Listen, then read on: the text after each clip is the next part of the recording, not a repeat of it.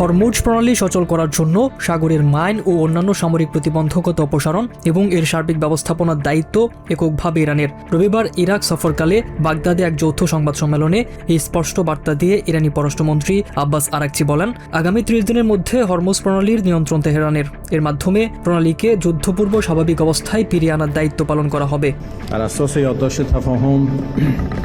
আমেরিকার সাথে স্বাক্ষরিত সমঝোতা স্মারক অনুযায়ী আগামী 30 দিনের মধ্যে হরমুজ প্রণালী যুদ্ধপূর্ব অবস্থায় ফিরিয়ে আনা হবে।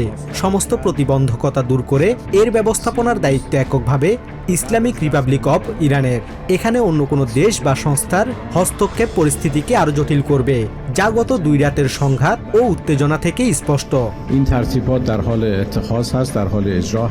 আরাকচি এ সময় লেবাননে দখলদার ইসরায়েলি আগ্রাসন বন্ধের আহ্বান জানান। সমঝোতা স্মারকের প্রথম অনুচ্ছেদের বিধান অনুযায়ী লেবাননের ভূখণ্ড থেকে জায়নবাদী শাসক গোষ্ঠীর সেনা প্রত্যাহার নিশ্চিত করা ওয়াশিংটনের দায়িত্ব বলে স্মরণ করিয়ে দেন তিনি। একই সাথে উপসাগরীয় অঞ্চলে নতুন একটি নিরাপত্তা কাঠামো গ্রহণের আহ্বান জানান তিনি।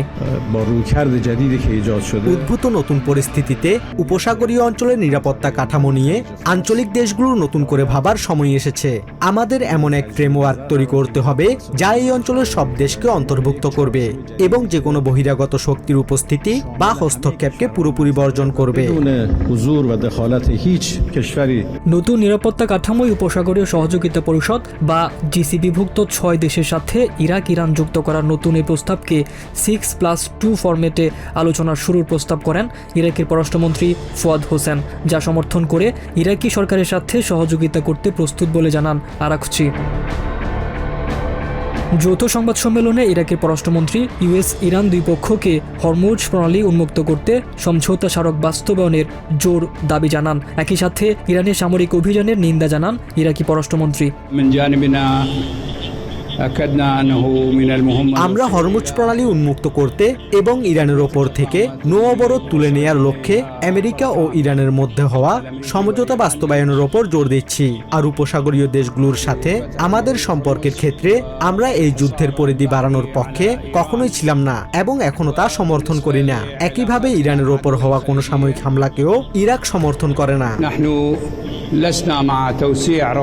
এর আগে ইরাক সফরে গিয়ে এদিন 2020 সালে আমেরিকার হামলায় নিহত জেনারেল কাসেম সোলাইমানির স্মৃতিস্তম্ভে শ্রদ্ধা জানান ইরানের পররাষ্ট্রমন্ত্রী আব্বাস আরাকচি। পরে তিনি ইরাকের প্রধানমন্ত্রী আলী ফালে আল জাইদি ও প্রেসিডেন্ট নিজার আমিদির সাথে পৃথক বৈঠক করেন, যেখানে দুই দেশের দ্বিপাক্ষিক সম্পর্ক এবং আঞ্চলিক নিরাপত্তা ও স্থিতিশীলতা নিয়ে পারস্পরিক মতবিনিময় করেন।